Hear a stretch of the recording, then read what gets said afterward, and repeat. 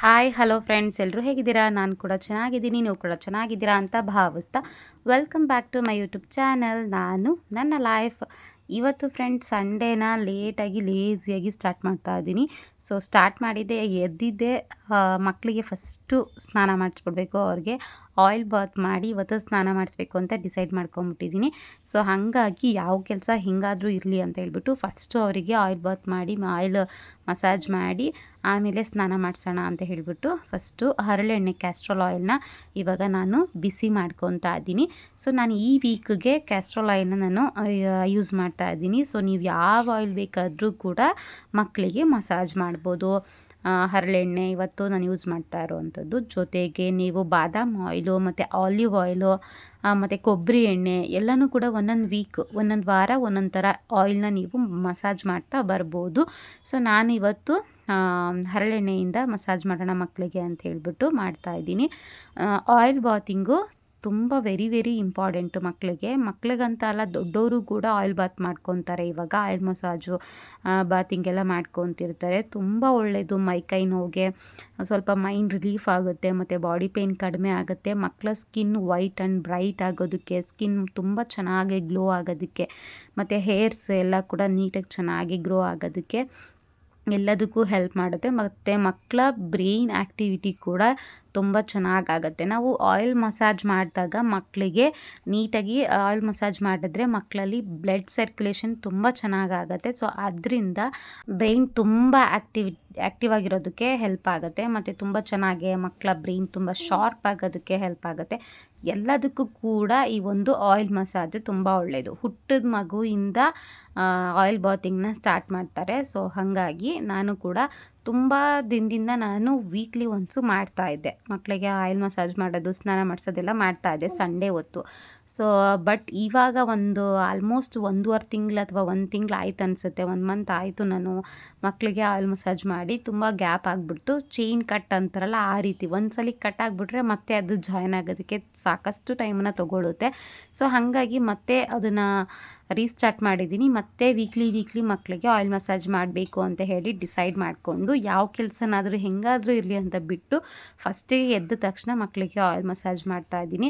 ಬೇರೆ ಕೆಲಸ ನೋಡ್ಕೊತಾ ಹೋದರೆ ಆಮೇಲೆ ಸುಸ್ತಾಗ್ಬಿಡುತ್ತೆ. ಅಯ್ಯೋ ಹೋಗು ನಾಳೆ ನೆಕ್ಸ್ಟ್ ವೀಕ್ ಮಾಡಿಸೋಣ ಅಂತ ಮನ್ಸಿಗೆ ಬಂದುಬಿಡುತ್ತೆ. ಸೊ ಎಲ್ರಿಗೂ ಅಷ್ಟೇ. ಸೊ ಹಾಗಾಗಿ ಫಸ್ಟು ಆಯಿಲ್ ಮಸಾಜ್ ಮಾಡಿ ಅವ್ರಿಗೆ ಸ್ನಾನ ಮಾಡಿಸ್ಬಿಟ್ರೆ ಮಿಕ್ಕಿದ ಕೆಲಸ ಬೇಕಂದರೆ ಅದ್ರ ಪಾಡ್ಗದು ಆಗೋಗುತ್ತೆ ಅಂತ ಹೇಳಿಬಿಟ್ಟು ಫಸ್ಟಿಗೆ ಆಯಿಲ್ ಮಸಾಜ್ ಮಾಡ್ತಾಯಿದ್ದೀನಿ.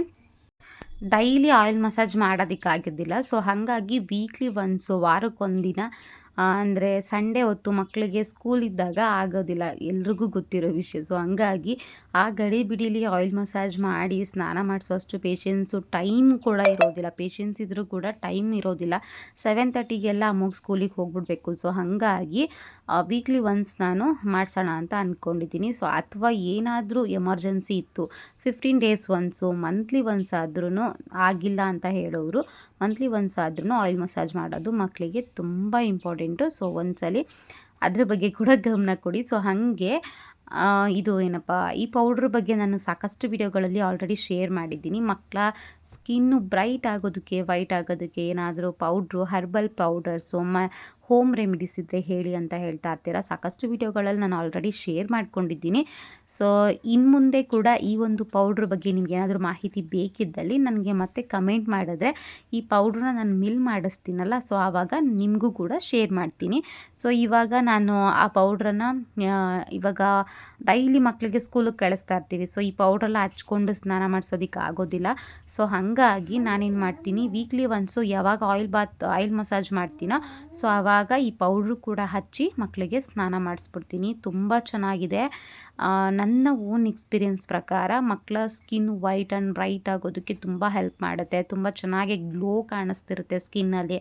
ಮತ್ತು ಆಯಿಲ್ ಮಸಾಜ್ ಮಾಡೋದ್ರಿಂದ ಹೇರ್ ಗ್ರೋತ್ ಕೂಡ ಮಕ್ಕಳಿಗೆ ಚೆನ್ನಾಗಾಗುತ್ತೆ ಮತ್ತು ಅವ್ರಿಗೆ ಮಸಲ್ಸ್ ಸ್ಟ್ರೆಂತ್ ತುಂಬ ಚೆನ್ನಾಗಿ ಬರುತ್ತೆ. ಸೊ ಹಾಗಾಗಿ ಆಯಿಲ್ ಬಾತು ಮತ್ತು ಈ ಒಂದು ಪೌಡ್ರು ತುಂಬ ಇಂಪಾರ್ಟೆಂಟು. ಇದು ನೀವು ಡೈಲಿ ಸೋಪ್ ಯೂಸ್ ಮಾಡ್ತೀರಲ್ಲ ಅದಕ್ಕಿಂತ ವೆರಿ ಪ್ಯೂರ್ ಅಂತ ಹೇಳ್ಬೋದು. ಹೋಮ್ ಮೇಡ್ ಹರ್ಬಲ್ ಪೌಡರ್ ಅಂತ. ಸೊ ಇದನ್ನು ವೀಕ್ಲಿ ಒನ್ಸ್ ಆದ್ರೂ ಮಕ್ಕಳಿಗೆ ಹಚ್ಚಿ ಸ್ನಾನ ಮಾಡಿಸೋದ್ರಿಂದ ತುಂಬ ಒಳ್ಳೆ ಬೆಸ್ಟ್ ರಿಸಲ್ಟ್ ಸಿಗುತ್ತೆ.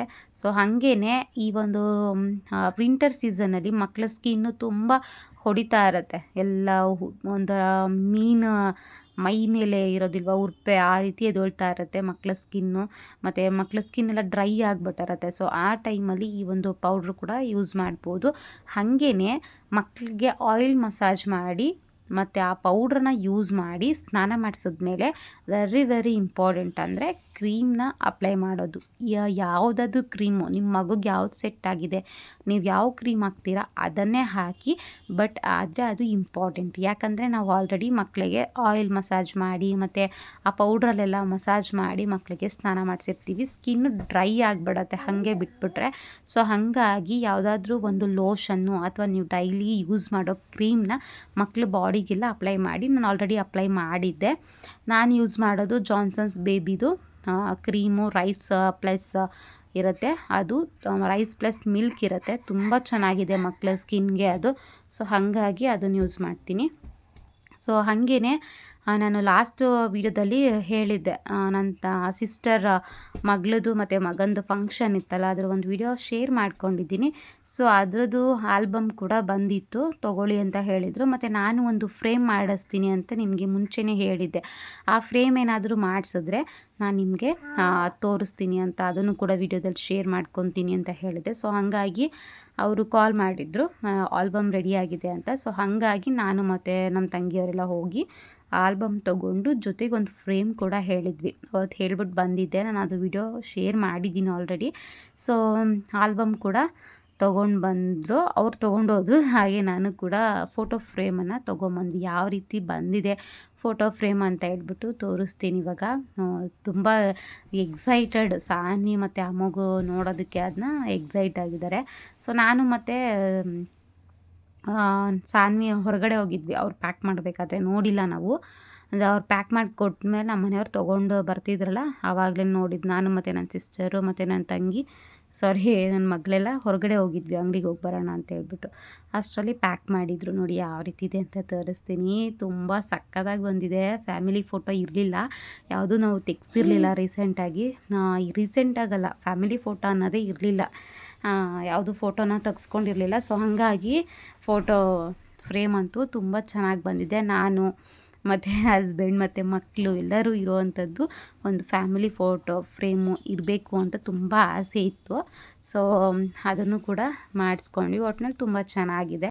ಹಾಗೆಯೇ ಸಂಡೇ ಅಲ್ವಾ ಫ್ರೆಂಡ್ಸ್, ನಾನ್ ವೆಜ್ ಮಾಡಬೇಕು ಅಂತ ಹೇಳ್ಬಿಟ್ಟು, ಅಂದರೆ ನಮ್ಮ ಮನೇಲಂತೂ ನಾನ್ ವೆಜ್ ಮಾಡಿ ತುಂಬ ದಿನವೇ ಆಗಿಬಿಟ್ಟಿತ್ತು. ಸೊ ಹಾಗಾಗಿ ನಾನ್ ವೆಜ್ ಮಾಡೋಣ ಅಂದ್ಕೊಂಡ್ವಿ. ಆಲ್ರೆಡಿ ಟೈಮ್ ಆಗಿಬಿಟ್ಟಿತ್ತು. ಸೊ ಮಧ್ಯಾಹ್ನಕ್ಕೆ ನಿನ್ನೆದೇ ಸಾಂಬಾರಿತ್ತು, ಅದನ್ನೇ ಅಡ್ಜಸ್ಟ್ ಮಾಡಿಕೊಂಡು ನೈಟಿಗೆ ಚಿಕನ್ ಗ್ರೇವಿ ಮಾಡಿ ಚಪಾತಿ ಮಾಡಿದ್ದೆ ಫ್ರೆಂಡ್ಸ್. ಇವತ್ತಿನ ಸಂಡೇ ವ್ಲಾಗ್ ಇಲ್ಲಿಗೆ ಎಂಡ್ ಮಾಡ್ತಾ ಇದ್ದೀನಿ. ನಿಮಗೆ ಏನು ಅನ್ನಿಸ್ತು ಅಂತ ಕಮೆಂಟ್ ಮುಖಾಂತರ ತಿಳಿಸಿ. ಹಾಗೆ ಒಂದೇ ಒಂದು ಲೈಕ್ ಕೊಡೋದನ್ನ ಮರಿಬೇಡಿ. ನಿಮ್ಮ ಫ್ಯಾಮಿಲಿ ಫ್ರೆಂಡ್ಸ್ ಜೊತೆ ಶೇರ್ ಮಾಡಿಕೊಂಡು ನಮ್ಮ ಚಾನಲ್ಗೆ ಸಪೋರ್ಟ್ ಮಾಡಿ. Thank you, love you all, bye.